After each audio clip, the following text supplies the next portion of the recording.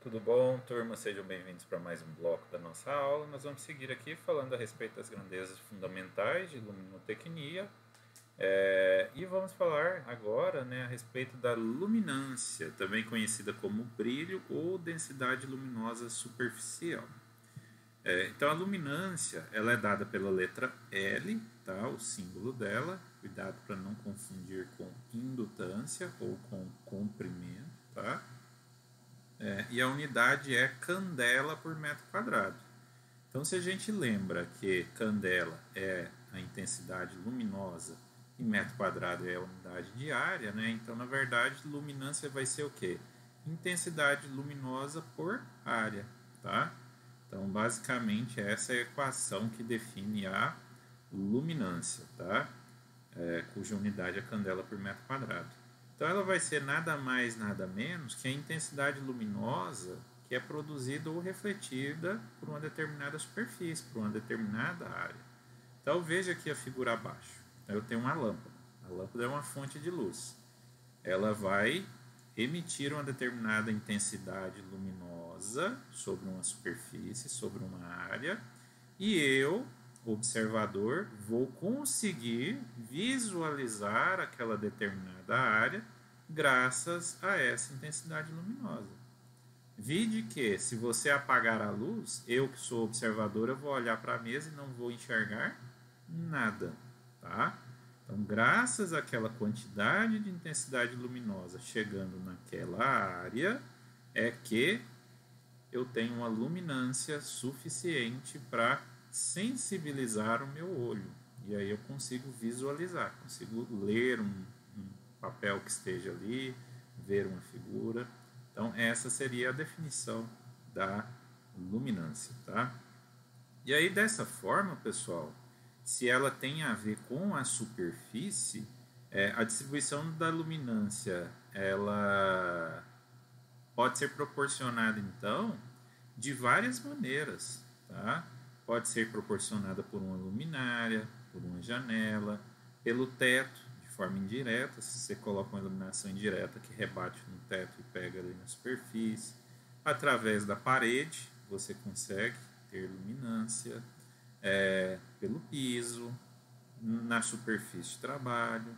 Então, todas essas formas, pessoal, elas podem colaborar ou contribuir para você conseguir visualizar o seu ambiente de forma adequada, tá?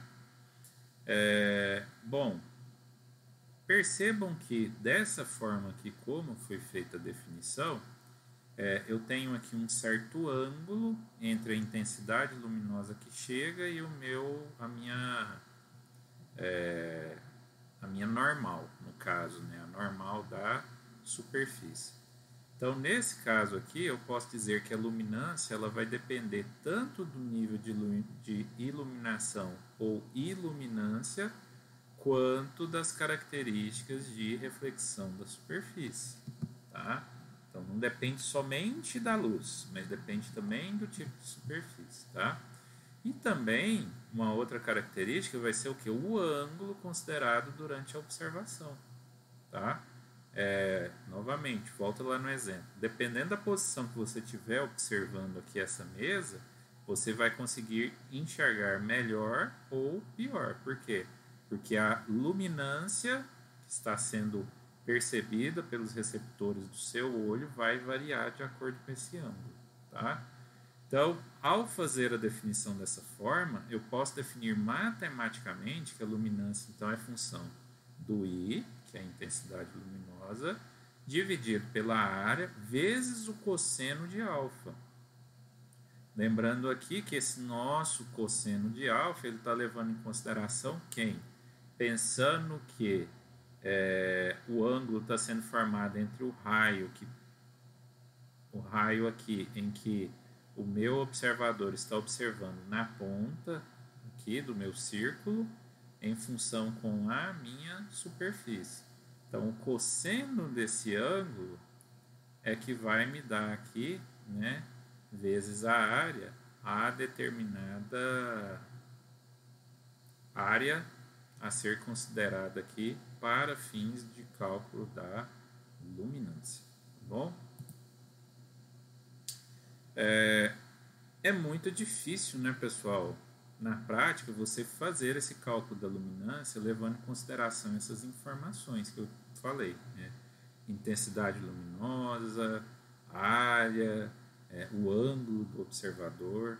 Então, visando facilitar esse cálculo, o que os pesquisadores fizeram? Eles procuraram traduzir isso através de informações mais fáceis de serem obtidas, né? E aí chegou-se à seguinte conclusão, que a luminância também pode ser calculada em função de ρ. Esse ρ aqui não é o ρ resistividade elétrica, tá? Lá do cobre, por exemplo, do condutor. Esse ρ aqui é a refletância ou coeficiente de reflexão da minha superfície. O E é a nossa iluminância sobre a superfície e o π é a nossa constante. Por que é calculado dessa forma? Porque o E, a iluminância, que é o lux, né, eu consigo calcular ele facilmente, ou medir ele facilmente, através de quem? Através do meu luxímetro. E o ρ? Como que eu consigo calcular o ρ? Eu consigo utilizar tabelas, tá? Pelos tons de cores ou pelos tipos de superfície, existem diferentes tipos de coeficiente de reflexão. E o π é uma constante, 3,14 é alguma coisa, né? Então, dessa forma, eu consigo determinar essa minha luminância de uma forma muito mais simples. Basta ter um luxímetro e consultar a nossa tabela, ok?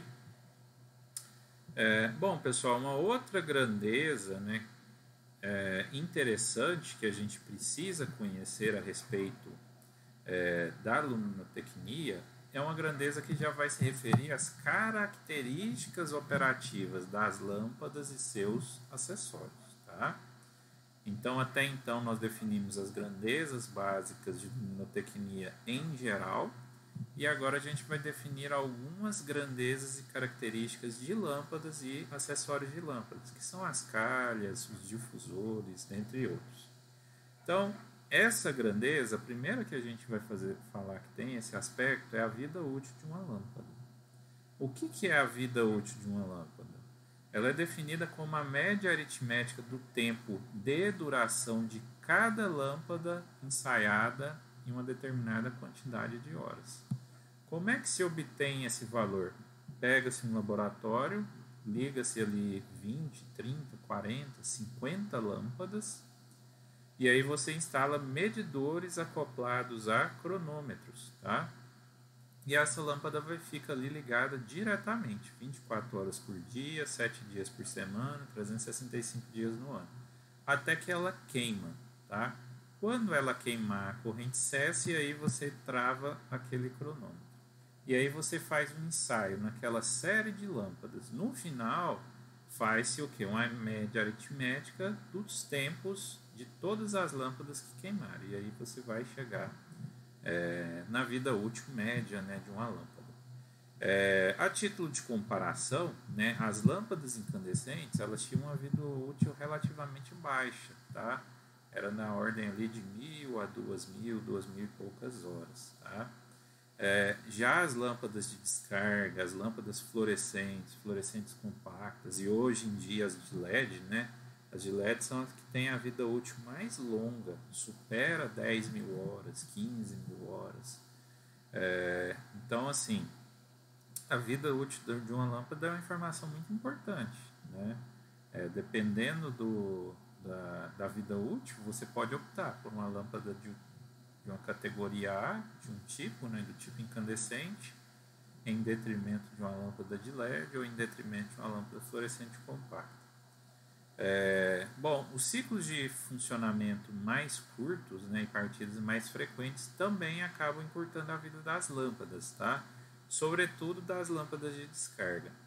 O que isso quer dizer? Quer dizer que a lâmpada, além de ela ficar uma certa quantidade de horas ligada, né, essa vida útil ela decai de acordo com a quantidade de manobras da lâmpada. O que é manobra? A quantidade de vezes que você vai lá, liga a lâmpada, desliga a lâmpada.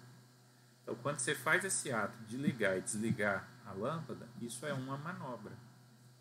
Então, aí o fabricante vai falar, olha, essa lâmpada tem uma vida média de 1000 horas para até 2000 manobras, né? Ou assim por diante. O fabricante ele vai fazer testes e vai te trazer esta indicação dessa forma. Aqui, pessoal, é só para vocês terem uma ideia. Tem vários tipos de lâmpadas, várias tecnologias diferentes. Aqui no eixo X estão os tipos de lâmpadas e aqui no eixo Y está a vida útil em horas. Então, só a título de comparação, olha aqui a lâmpada incandescente, conforme eu falei para vocês, ali entre 1000 e 2000 horas. Aí você vai, por exemplo, para a lâmpada fluorescente compacta, ela já é em torno de 9000 horas. Aqui não tem a de LED, mas a de LED vai de 15 a 20 mil horas. Olha só, de vapor de sódio ou vapor de mercúrio também, passa de 20 mil horas, que são aquelas lâmpadas de iluminação pública. Então isso aqui é só para vocês terem uma ideia, tá? De como essa vida útil ela varia, né? De um tipo de lâmpada, de um modelo de lâmpada para o outro. Bom, uma outra grandeza importante se falar é a eficiência luminosa ou energética, que na verdade eu já mencionei lá atrás, quando a gente estava falando a respeito da nossa característica, né, de fluxo luminoso. Então percebam aqui que vai ser o que? Conforme eu já tinha dito, você pegar qual é a eficiência dessa minha lâmpada em lumens, dividido pela potência da lâmpada ou o consumo de energia dela em watts, tá? Então, a eficiência luminosa é dada por aquele símbolo de rendimento, né, o Ni, e aí a unidade é dada em lumens por watts. Então, se você quer saber se uma lâmpada tem uma alta eficiência, basta você pegar a quantidade de fluxo luminoso que ela emite dividido pela potência da lâmpada. Para que serve essa unidade? É justamente para você conseguir fazer essa... Opa, cliquei errado aqui, pessoal. É justamente para a gente conseguir fazer essa nossa tabelinha aqui, ó. Deixa eu trazer a tabela aqui para vocês. Voltei lá para o início da aula. Vamos lá. Isso, é justamente para a gente fazer esta comparação aqui, né? Como que você compara lâmpadas de diferentes tecnologias? Uma das formas da gente fazer essa comparação é através do que? Da eficiência luminosa. Então eu tenho lâmpadas que têm, né, um fluxo luminoso extremamente discrepante, né, potências extremamente diferentes, mas que aí eu consigo comparar uma e outra pela eficiência luminosa ou energética em lumen por watt. Aí fica mais fácil da gente entender, da gente enxergar. Então, só a título de comparação, olha aqui a incandescente, em torno de eficiência luminosa de 10 a 15 lumens por watt. Olha a fluorescente compacta, em torno de 50 a 80. Aqui não tem a de LED, mas a de LED vai variar ali alguma coisa entre 80 a 100. Tá? Olha só essa aqui de sódio, né? Então, a de sódio, novamente, né, ela desponta. Então, essa informação é informação extremamente importante, porque o que ela traz disso para você? Uma lâmpada que tem uma alta eficiência, você vai conseguir uma boa iluminação em lumens, né? E vai conseguir economizar energia. Então, você vai conseguir iluminar mais, iluminar de uma forma satisfatória, consumindo pouca energia.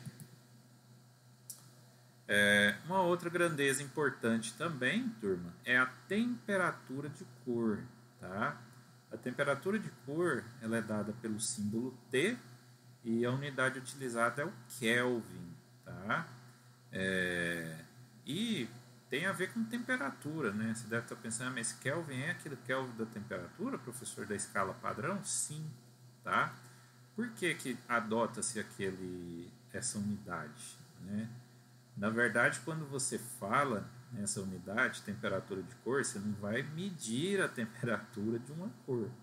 Ela só faz a seguinte correlação, olha, o que se fez? Pegou-se um determinado dispositivo, um determinado equipamento e verificou-se que para certos valores, tá, você teria uma quantidade maior ou menor daquela determinada cor. Exemplo, né? Sabe aquelas lâmpadas que elas iluminam, que elas são aquela iluminação um pouco mais alaranjada, um tom um pouco mais avermelhado, né? Como é que chegou-se a essa temperatura de cor? Pegou-se ali uma barra de ferro e aí foi aquecendo o ferro, medindo a temperatura dele e verificando qual que era a cor que ele chegava. Então aí verificou que, por exemplo, a 800 Kelvin, aquele ferro ele tinha uma aparência meio amarelada. A 3000 ele tinha uma aparência mais, a 800 mais avermelhada. A 3000 mais amarelada. A 5000 tinha uma aparência mais branca azulada, que é aquela aparecendo quando dá um raio, né, uma descarga atmosférica. E aí, a partir disso aqui, estabeleceu-se uma correlação, a partir desse teste laboratorial. Então, o que vocês precisam saber? Quanto menor a temperatura de cor, mais para o tom do laranja avermelhado tende a cor, né, irradiada por aquela lâmpada. Quanto maior a temperatura de cor, acima de 4, 5, 6 mil, mais branco azulado vai ficando a cor irradiada por aquela lâmpada. E aí, ali no meio do caminho, de 3 a 4 mil, você tem ali aquela corzinha mais amarelada, né? Um amarelo bem clarinho, meio pastel. Tá? Então, essa é a informação que é dada. Então, quando você vai, por exemplo, pensar nas cores de um ambiente, além das cores da parede, você tem que já pensar na temperatura de cor que você quer para aquele ambiente. Temperaturas de cores mais aquela cor meio branca, amarelada, mais tom pastel, ela tem um índice de reprodução de cores melhor, tá? Então fica aquele tom meio amarelado, mas você tem um índice de reprodução de cores melhor. Por quê? Quer dizer que você consegue distinguir melhor as cores. Já aquela branca azulada ou aquela mais avermelhada, por exemplo, aquela avermelhada é muito usada em salas antigas onde revelava filme fotográfico, né? Aquela cor lá, seu índice de reprodução de cores é muito baixo, tá? Já o IRC do branco azulado, né, 6.000, 6.500 Kelvin, também já é um pouco menor. Então, são essas características que você tem que levar em consideração. Qual a temperatura de cor você quer trabalhar, né, pensando nos aspectos do ambiente e pensando também no índice de reprodução de cores que você quer atingir. Tá? Aqui só para vocês terem uma ideia. Então, peguem aqui, por exemplo, né, você tem aqui na faixa dos 2000 Kelvin, é bem laranja avermelhado. Na faixa ali de 3 a 4, 4.500, aquele tom amarelinho, pastel, que é um dos mais comuns e mais utilizados, e é onde você tem a melhor temperatura de cor para índice de reprodução de cores. E quando você eleva mais, 5, 6, 7 mil Kelvin, já é aquela cor branco azulado, tá? Que fica aquela luz clarinha, né? Porém você vai perdendo capacidade de índice de reprodução de cores, ok? Bom, pessoal, era isso que eu tinha para passar para vocês nessa nossa aula de hoje. Aqui estão as referências utilizadas nessa aula.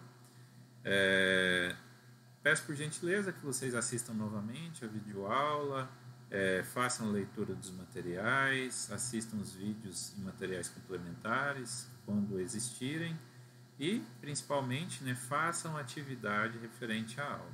Tá? Se qualquer dúvida que vocês tiverem, podem me procurar através do WhatsApp, através do e-mail e também através da própria plataforma Moodle. Pessoal, muito obrigado pela atenção de vocês. Espero que vocês tenham entendido essa nossa aula de hoje e aguardo vocês até a próxima. Tchau, tchau.